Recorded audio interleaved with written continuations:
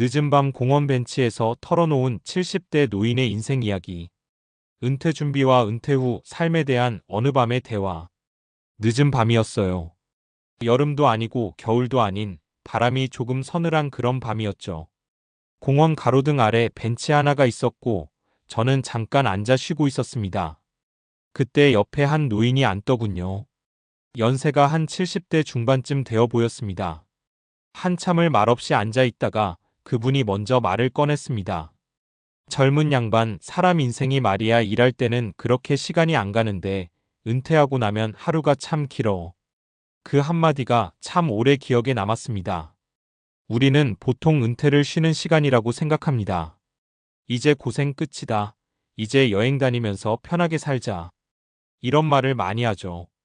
그런데 실제로 은퇴를 경험한 분들의 이야기를 들어보면 생각보다 다른 이야기가 많이 나옵니다.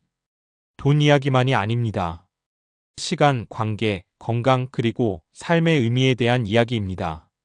그날 밤 그 노인은 마치 오래 묵은 이야기를 풀어놓듯 천천히 말했습니다.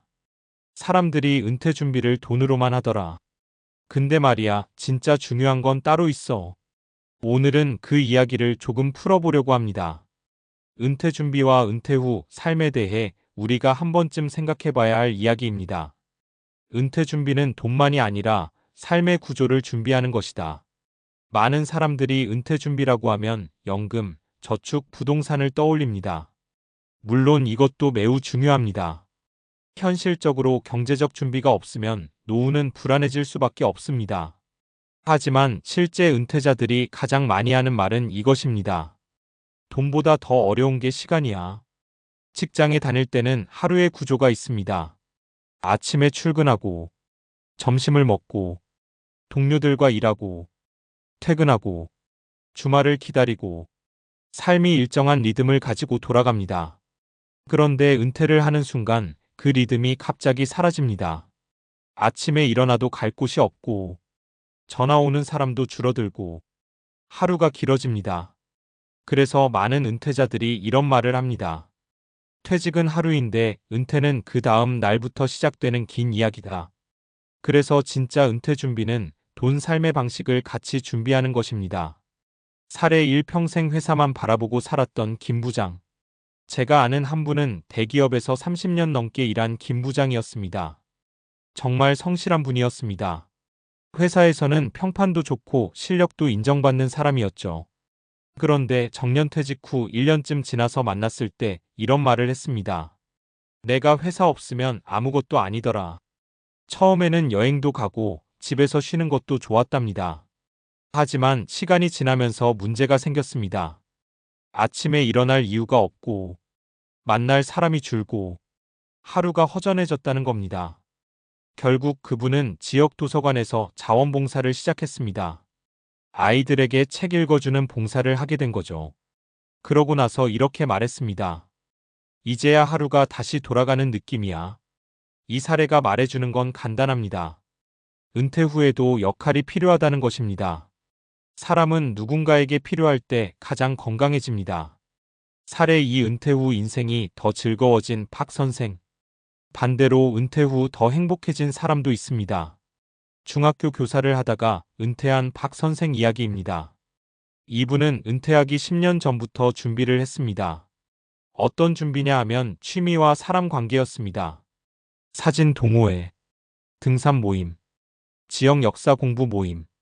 이렇게 여러 활동을 조금씩 시작했습니다. 그래서 은퇴를 하고 나서도 삶이 크게 바뀌지 않았습니다. 오히려 시간이 더 자유로워지면서 이렇게 말하더군요. 이제야 내가 하고 싶은 공부를 하며 사는 것 같아. 지금도 매달 지방 문화유적을 찍으러 다니고 지역 강좌에서 사진 이야기를 들려준다고 합니다. 이 사례가 보여주는 핵심은 이것입니다. 은퇴 후 삶은 갑자기 만들어지는 것이 아니라 미리 만들어지는 것이다. 사례 3 늦게 시작했지만 삶이 다시 살아난 최 사장. 또 한 분은 자영업을 하다가 은퇴한 최 사장이었습니다. 장사를 평생 하다 보니 취미도 없고 친구도 많지 않았습니다. 가게를 정리한 뒤 몇 년 동안 우울감이 심해졌습니다. 그러다가 우연히 노인 대학 강좌를 듣게 되었습니다. 처음에는 단순히 시간 보내려고 갔다고 합니다. 그런데 거기서 컴퓨터를 배우게 되고 나중에는 스마트폰 사진 편집까지 배우게 됐습니다. 지금은 동네 어르신들에게 스마트폰 사용법을 알려주는 역할까지 하게 됐습니다. 그분이 이렇게 말했습니다. 내가 아직 쓸모가 있구나 하는 생각이 들더라. 이 이야기를 들으면서 저는 이런 생각을 했습니다. 사람은 몇 살이든 다시 시작할 수 있다는 것. 은퇴는 끝이 아니라 다른 시작일 수도 있습니다. 은퇴 후 삶에서 가장 중요한 세 가지. 여러 은퇴자들의 이야기를 듣다 보면 공통적으로 나오는 세 가지가 있습니다. 1. 건강. 은퇴 후 가장 큰 자산은 결국 몸입니다. 돈이 있어도 건강이 없으면 삶의 질이 떨어집니다. 그래서 많은 전문가들이 말합니다. 노후 준비 1순위는 건강 관리다. 2. 사람 관계. 은퇴 후 가장 크게 줄어드는 것이 사회적 관계입니다. 직장 관계가 사라지기 때문입니다. 그래서 미리 준비해야 합니다. 동호회, 봉사활동, 지역 모임. 사람은 결국 사람 속에서 살아갑니다. 3. 의미 있는 일. 아무리 돈이 있어도 할 일이 없으면 삶이 공허해집니다. 그래서 은퇴 후에도 필요합니다. 작은 일, 취미, 봉사, 배움. 중요한 건 이것입니다. 내가 아직 세상에 쓸모가 있다는 느낌. 이것이 삶의 활력을 만듭니다. 그날 밤 노인이 마지막에 한 말. 공원 벤치에서 이야기를 다 마치고 노인은 이렇게 말했습니다. 젊을 때는 돈만 모으면 되는 줄 알았어. 근데 인생은 그것보다 훨씬 길더라. 그리고 잠시 웃으면서 이런 말을 덧붙였습니다. 은퇴 준비는 통장만 준비하는 게 아니야. 인생 2막을 준비하는 거지. 그 말을 듣고 집에 돌아오는 길에 오래 생각했습니다. 우리 모두 언젠가는 은퇴를 합니다. 그건 피할 수 없는 인생의 한 장면입니다. 하지만 그 이후의 삶은 어떻게 준비하느냐에 따라 완전히 달라질 수 있습니다. 돈도 필요합니다. 건강도 중요합니다. 사람도 필요합니다. 하지만 그보다 더 중요한 것은 이것일지도 모릅니다. 나는 앞으로 어떤 삶을 살고 싶은가? 그 질문을 미리 해보는 것. 어쩌면 그것이 가장 현실적인 은퇴 준비일지도 모릅니다. 은퇴 후 삶이 흔들리는 이유 심리학과 뇌과학이 말하는 노후의 진실. 공원 벤치에서 만났던 그 노인의 이야기를 듣고 집으로 돌아오는 길에 이런 생각이 들었습니다. 왜 어떤 사람은 은퇴 후 더 행복해지고 어떤 사람은 삶이 무너질까? 이 질문은 단순한 경험담이 아니라 실제로 심리학과 노년학에서 오래 연구된 주제입니다. 흥미롭게도 연구 결과는 꽤 분명한 방향을 가리킵니다. 은퇴 후 삶의 만족도를 결정하는 것은 돈만이 아니라 세 가지 심리적 요소라는 것입니다. 목적감, 사회적 관계, 정신적 활동. 이 세 가지가 유지되는 사람은 은퇴 후 삶의 만족도가 높고 그렇지 않은 사람은 우울감과 고립감을 느낄 확률이 높다고 합니다. 조금 쉽게 말하면 이런 겁니다. 사람은 일을 그만둬도 삶의 이유까지 멈추면 안 된다는 것입니다. 뇌는 사용할수록 늙지 않는다. 많은 사람들이 나이가 들면 머리가 나빠지는 것이 자연스럽다고 생각합니다. 그런데 최근 뇌과학 연구는 조금 다른 이야기를 합니다. 뇌는 근육과 비슷한 성질이 있습니다. 사용하면 유지되고 사용하지 않으면 빠르게 약해집니다. 신경과학에서는 이것을 신경가소성이라고 부릅니다. 쉽게 말하면 뇌가 계속 새로운 연결을 만들 수 있는 능력입니다. 놀라운 사실 하나를 말씀드리면 이 능력은 70대 이후에도 계속 유지됩니다. 그래서 노년기에 이런 활동을 하는 사람들이 인지 기능을 더 오래 유지하는 것으로 알려져 있습니다.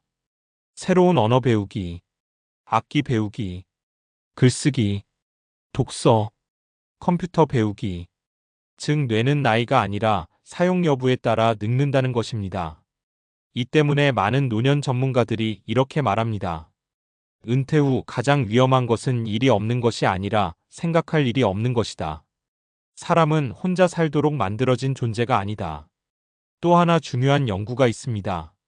하버드 대학에서 80년 넘게 진행된 장기 행복 연구입니다. 인간의 삶에서 무엇이 행복을 만드는지 추적한 연구죠. 결과는 의외로 단순했습니다. 돈, 명예, 지위보다 더 중요한 것은 관계였습니다. 특히 노년기에 가장 강력한 영향을 미치는 것은 사회적 연결 소셜 커넥션입니다. 나이가 들수록 사람 관계가 줄어들면 다음과 같은 문제가 나타납니다. 우울감 증가, 인지 능력 저하, 신체 건강 악화, 수명 단축. 실제로 여러 연구에서는 사회적 고립이 하루에 담배 15개비를 피우는 것만큼 건강에 나쁘다는 결과도 있습니다. 그래서 은퇴 후 삶에서 중요한 것은 단순히 사람을 많이 아는 것이 아닙니다. 정기적으로 만나고 대화할 수 있는 관계입니다. 예를 들면 이런 것들입니다. 동호회, 취미 모임, 봉사활동, 지역 커뮤니티. 사람은 결국 사람 속에서 살아가는 존재입니다. 은퇴 후 우울감이 생기는 진짜 이유. 노년기에 우울감이 나타나는 이유도 과학적으로 설명이 됩니다. 심리학에서는 이것을 역할 상실롤 로스이라고 부릅니다. 직장에 다닐 때 우리는 여러 역할을 가지고 있습니다. 직장인, 팀장, 사장, 동료, 선배. 그런데 은퇴를 하면 이 역할들이 한 번에 사라집니다. 그러면 사람은 무의식적으로 이런 질문을 하게 됩니다. 나는 이제 누구인가? 이 질문이 해결되지 않으면 삶의 의미가 흔들리기 시작합니다. 그래서 많은 전문가들이 은퇴 준비에서 가장 중요하게 보는 것이 있습니다. 바로 새로운 역할 만들기입니다. 예를 들면 이런 것들입니다. 봉사활동가, 취미 강사, 동호회 리더, 지역 멘토, 손주 돌봄 역할. 역할이 생기면 사람은 다시 사회 속에서 자신의 위치를 느끼게 됩니다. 그리고 그때 삶의 활력이 다시 돌아옵니다. 노년을 행복하게 만드는 작은 습관. 여러 노년 연구를 종합해보면 은퇴 후 삶의 만족도를 높이는 공통된 습관들이 있습니다. 생각보다 거창하지 않습니다. 오히려 아주 단순한 것들입니다. 첫째, 규칙적인 생활 리듬입니다. 아침에 일정한 시간에 일어나고 활동을 시작하는 것만으로도 삶의 안정감이 커집니다. 둘째, 매일 몸을 움직이는 것입니다. 걷기 같은 가벼운 운동만으로도 우울감과 인지 저하를 크게 줄일 수 있습니다. 셋째, 배우는 삶입니다. 사람은 새로운 것을 배울 때 뇌가 가장 활발하게 작동합니다. 넷째, 누군가에게 도움이 되는 일입니다. 봉사활동을 하는 노년층이 삶의 만족도가 높다는 연구도 많습니다. 결국 핵심은 이것입니다. 삶이 계속 흐르게 만드는 것, 멈추지 않는 삶입니다. 다시 떠오르는 그 노인의 말. 공원에서 만난 그 노인은 마지막에 이런 말을 했습니다. 사람 인생이 말이야. 젊을 때는 돈 벌려고 살고 늙어서는 왜 사는지 생각하면서 살게 돼.